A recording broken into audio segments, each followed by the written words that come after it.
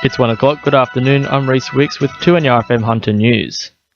A 42-year-old man's been flown to John Hunter Hospital following a nasty fall 2 stories off a building at Terrigal earlier today.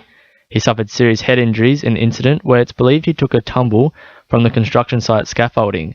Air crewman Glenn Ramplin said it serves as a warning about workplace safety. He sounds that he's pretty serious as a result of the accident. Safety is paramount with them, and this person, that whether they were putting up scaffolding or not secured with a harness, and they've unfortunately fallen. As a result, he's received very serious injuries from landing 2 stories up. Hunter prisons could be at risk of copycat riots in the wake of yesterday's events at the Metropolitan Remand Centre in Melbourne. Officials are citing the introduction of a smoking ban as the primary cause of the riot, which ended at 3 a.m. this morning, and fear a similar ban to be introduced in New South Wales prisons from August 10 could lead to further disruptions. Steve McMahon from the Public Service Association says despite concerns, smoking bans are necessary. The implementation of smoke-free workplace is scheduled for the 10th of next month. Prisons are going to a smoke-free situation. I think it's an inevitable thing that smoke-free prisons will occur, and it's certainly on health data alone, it would be a healthier workplace. The Federal Health Department has agreed to fund Hunter Primary Care for another year after it began operating under its new name.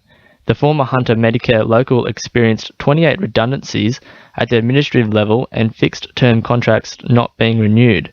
Hunter Medicare Local Chairman Dr. Trent Watson says funding will be found elsewhere next year. In respect to the services that we're providing to the community, they will continue right through to June 30, 2016.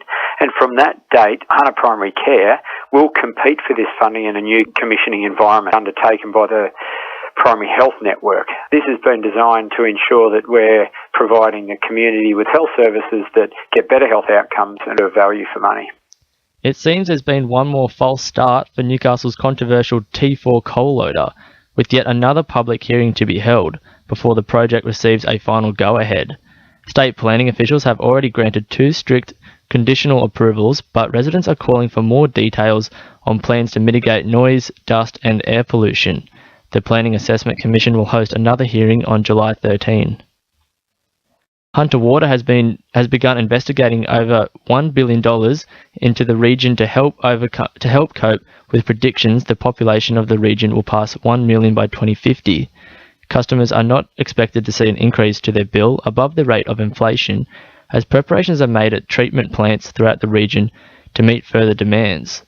Jeremy Barth from Hunter Water says the large investments will not cause the company to become financially unstable. The population of the region is predicted to reach 1 million people by the year 2050.